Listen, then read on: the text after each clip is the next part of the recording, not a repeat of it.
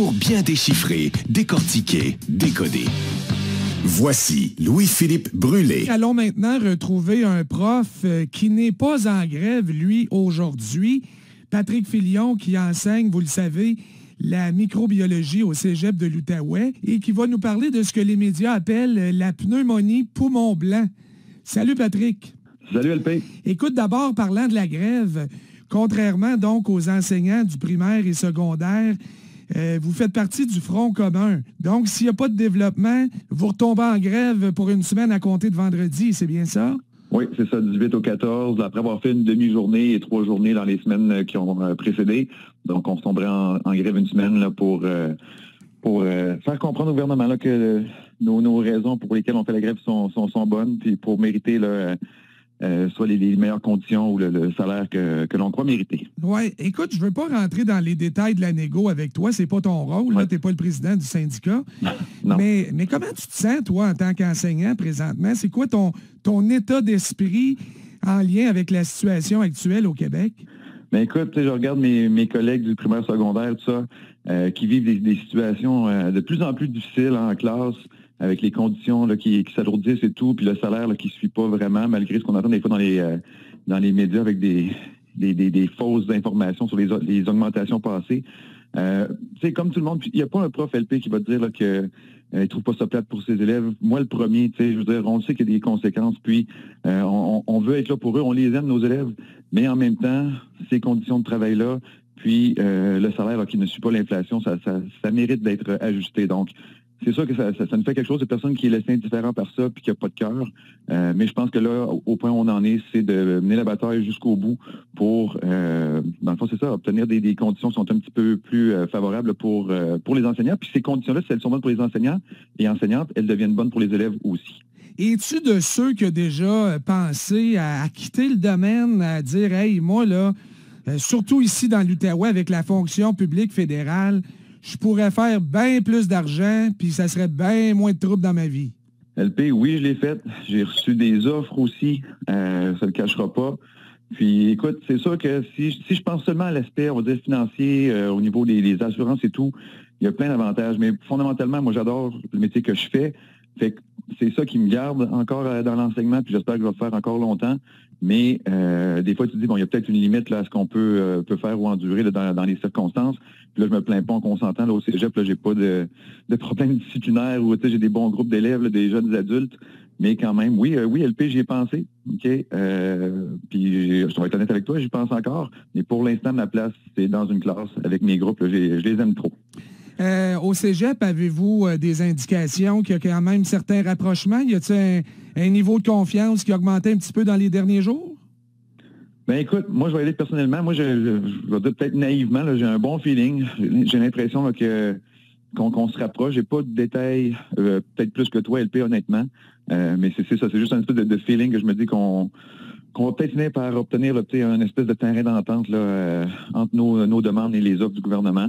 Donc oui, je me sens confiant. Peut-être naïvement, on s'en reparlera dans quelques semaines, là, mais moi, j'ai confiance. Oui, ben on vous le souhaite, puis on se le souhaite collectivement, évidemment. Là, oui, c'est pas vraiment plaisant comme climat, ce qui se passe présentement. Non, surtout les parents qui sont à la maison aussi, là, avec leurs enfants, là, c'est compliqué. OK, allons-y avec notre sujet maintenant, Patrick. Yes. Une épidémie de pneumonie en Chine, en Europe et maintenant aux États-Unis. Ça frappe surtout les enfants. Et cette pneumonie entraînerait même des risques de lésions cérébrales. Ça s'explique comment, ça? Oui, écoute, LP, là, on parle d'une bactérie, Mycoplasma pneumoniae. Puis là, on n'est pas dans un terrain inconnu comme on l'était avec la COVID. Là, ça, c'est une bactérie qu'on connaît depuis des années. C'est quelque chose que j'enseigne. Donc, il n'y a pas, comment je pourrais dire, peut-être depuis la pandémie, justement, on fait de l'hypervigilance là, avec tout ce qui se passe là, dès qu'il y a un micro-organisme, des petites épidémies comme ça. Donc, cette bactérie-là, oui, cause des pneumonies, mais chez un nombre relativement rare de personnes normalement. Ce sont surtout des enfants de 5 à 15 ans qui sont touchés. Toi puis moi, si on attrape cette bactérie-là, souvent, on n'a même pas de symptômes ou des choses vraiment légères. Donc, la bactérie, c'est une bactérie qui circule beaucoup. Puis, elle crée des petites épidémies comme ça, comme on voit présentement, de façon cyclique, là, aux 3 ou 5 ans. Donc, peut-être que la dernière, on va dire, petite épidémie à mycoplasme, c'est produite avant la pandémie, donc on n'en a pas parlé outre mesure. Mais là, comme je le dis, avec la pandémie de COVID, donc de virus qu'on a vécu, on surveille plus. Donc, cette bactérie-là affecte les poumons et dans certains très rares cas, les complications peuvent être graves. Puis là, il faut comprendre, il y a plein de virus et de bactéries qui, pour la plupart des gens, sont, je vais dire, relativement bénins. Et il y a toujours des exceptions où ça devient grave. Même la fameuse picote, la varicelle, pas mal tout le monde a attrapé ça, j'imagine, dans son jeune temps. Puis, les conséquences sont pas toujours néfastes, mais pour certaines personnes, ça peut être dangereux puis ça peut être mortel. Donc, le mycoplasme, c'est un peu le même principe. Donc, il faut relativiser les choses. Pas mal tout le monde a déjà eu cette infection-là. La plupart des gens n'ont jamais eu ou ressenti de symptômes. Pour certaines personnes, ça devient une pneumonie. Et quand c'est le cas, il faut comprendre aussi que, contrairement au virus, dans ce cas-ci, on a des antibiotiques qui fonctionnent bien.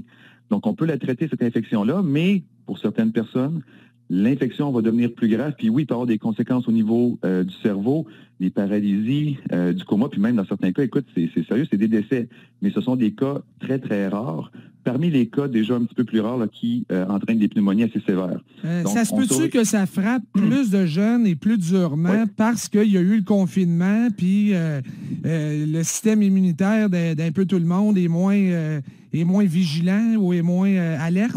Oui, c'est une théorie qui est fort possible. Écoute, on a fait tellement attention à toute nos voies respiratoires, donc avec le confinement, le port du masque. Donc, notre système immunitaire a été moins stimulé par tous ces virus et toutes ces bactéries-là.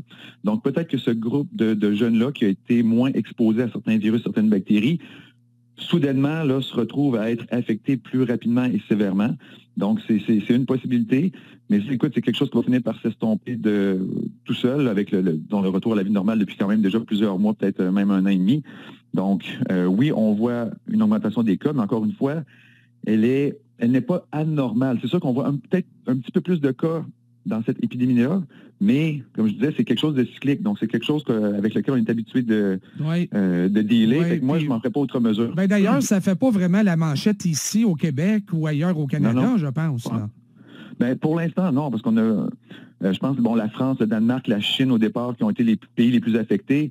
Puis, tu sais, c'est sûr que, quand on a commencé à parler d'inflammation au niveau des poumons chez les jeunes en Chine, on a tout de suite commencé à penser à encore une fois, un nouveau virus, une nouvelle bactérie. Mais non, quand on a réalisé que c'était un mycoplasme, mycobactérie que l'on connaît, écoute, on n'a pas...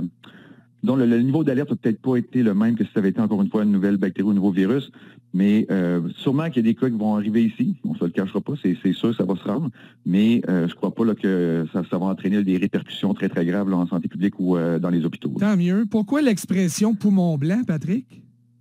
Écoute, ça c'est...